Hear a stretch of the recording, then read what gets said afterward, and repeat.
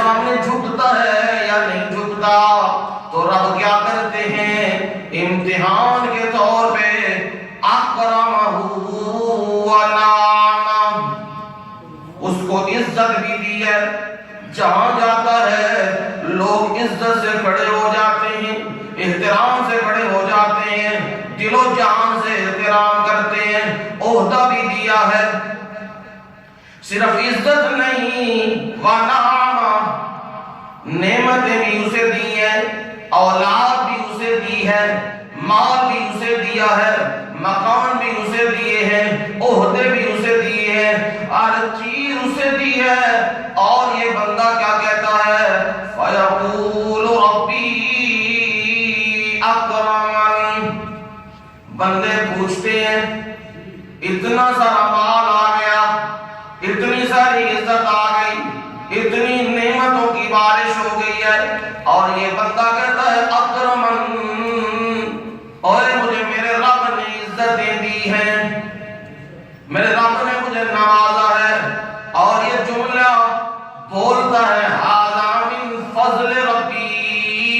یہ میرے رب کا فضل ہے، یہ بولتا ہے جہاں بھی جاتا ہے میرے اللہ کا کرم ہے، لیکن مشرک تو پھر بھی یہ کہتا ہے یہ تو مجھے پیروں نے دیا ہے، یہ تو مجھے قبر والوں نے دیا ہے، یہ تو مجھے فلانی مورتی نے دیا ہے، یہ تو مجھے فلانے دیوتا نے دیا ہے، مشرک تو یہ کہتا ہے، لیکن اور رب کو ماننے والا وہ یہ کہتا ہے امتحان کی گھڑیوں میں مجھے دیا ہے تو رب نے دیا ہے۔ اب دوسرا پہلو آ گیا، دوسرا پہلو وہ بھی امتحان کا ہے، اما الانسان اذا مبتلاه، اور انسان اس امتحان میں جب رب ڈالتا ہے تو وہ کیا کرتا ہے، رب فقدر علیہ رزقا، اس کا رزق تنگ کر دیتا ہے، جب رزق تنگ کرتا ہے آگے یہ کہتا ہے جی مجھ پہ کسی نے تعویذ کروا دیے ہیں، مجھ پہ چاقو ہو گیا ہے جی، ایک پاؤں ڈالتا ہوں اور کاروبار میں نقصان ہو جاتا ہے، جتنے پاؤں آگے بڑھاتا ہوں اتنا ہی میں پیچھے آ جاتا ہوں، مجھ پہ فلان ہو گیا، کبھی اس جگہ پہ اس نجومی کے پاس، کبھی اس قبر والے کے پاس، کبھی اس زندہ کے پاس، کبھی اس مردہ کے پاس، یہ دوڑتا ہے جی ہائے کیا ہو گیا جی، کبھی کہتا ہے جی انگوٹھی بدلوں گا تو فائدہ ہو جائے گا، زرکون پہنوں گا تو فائدہ ہو جائے گا، اور جی فلانا پتھر زمرد پہنوں گا تو فائدہ ہو جائے گا، زنجیر پہنوں گا تو فائدہ ہو جائے گا، یہ باتیں کرنے والا اب بول رہا ہے، کہتا ہے بندے کہتے ہیں اور تیرے پاس مال تھا، دولتیں تھیں، جائیدادیں تھیں، عزت تھی، رتبہ تھا، سب کچھ تھا، وہ کہاں گیا؟ اب یہ بول کے کہتا ہے فَيَقُولُ رَبِّي أَهَانَنِ،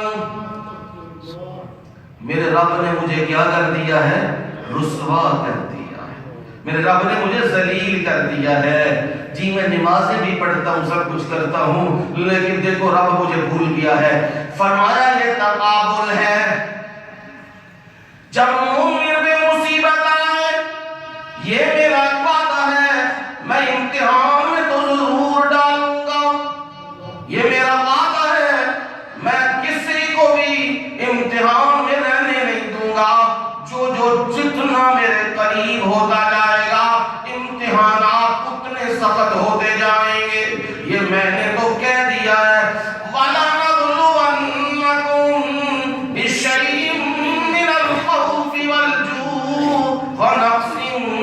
مِّنَ الْأَمْوَالِ وَالْأَنفُسِ وَالثَّمَرَاتِ وَبَشِّرِ الصَّابِرِينَ الَّذِينَ إِذَا أَصَابَتْهُم مُّصِيبَةٌ قَالُوا إِنَّا لِلَّهِ وَإِنَّا إِلَيْهِ رَاجِعُونَ۔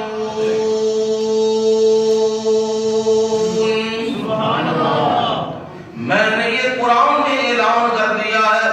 میں تمہیں ضرور امتحانوں میں ڈالوں گا، چھوڑوں گا نہیں میں کسی کو، ہاں کون کون سے امتحانات؟ فرمایا بھوک بھی ڈال دوں گا، مال کا نقصان بھی ڈال دوں گا، جان کا نقصان بھی ڈال دوں گا، پھلوں کا نقصان بھی ڈال دوں گا، ہر ایک نقصان بھی ڈالوں گا۔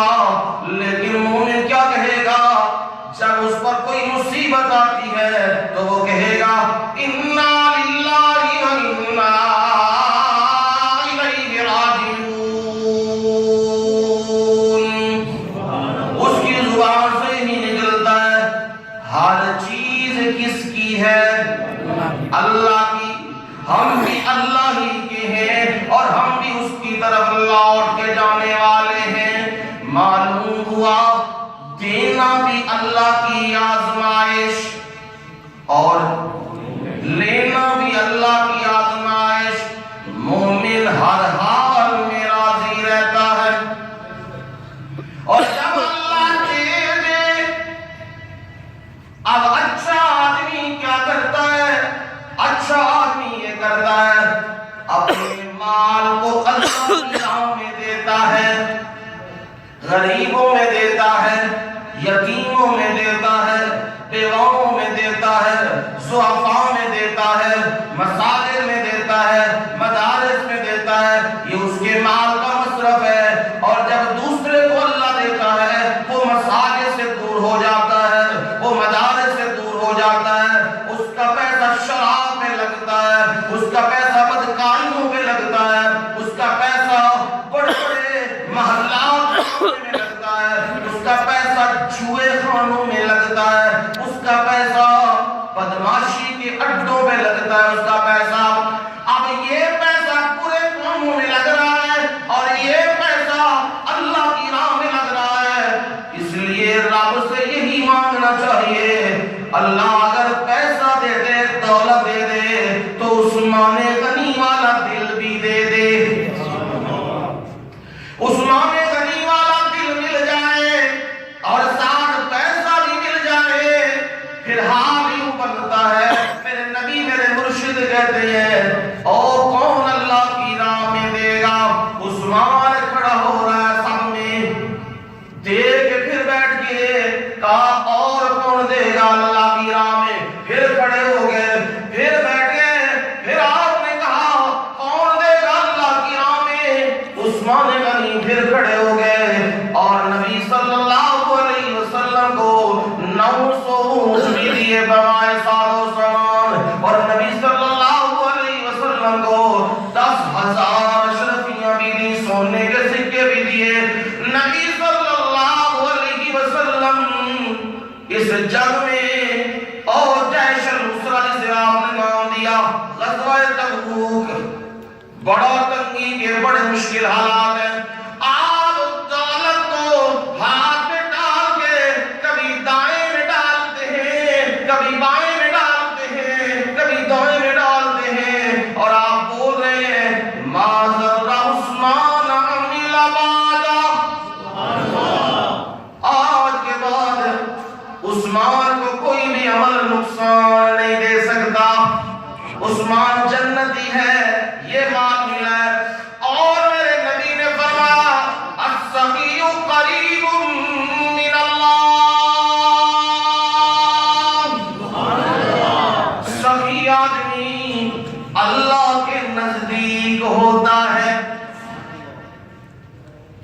السخی قریب من الناس، لوگوں کے قریب ہوتا ہے، لوگوں کے دلوں میں بستا ہے۔ السخی بعید من النار، سخی آدمی جہنم سے دور ہوتا ہے۔ یہ آپ نے فرما دیا۔ اب یہ صفت ایسی ہے جسے نوال کہا جاتا ہے۔ سخاوت کے پیچھے چلنے والوں، حاتم طائی بڑا سخی ہے، بڑا سخی تھا، 14 صدیاں گزر گئیں، آج بھی اس کا نام سخاوت کے ساتھ جوڑا جاتا ہے۔ کون حاتم طائی؟ اور بڑا سخی ہے۔ حاتم طائی کی سخاوت وہ تو ہے اپنوں کے لیے، میرے نبی کی سخاوت ہے دشمنوں کے لیے۔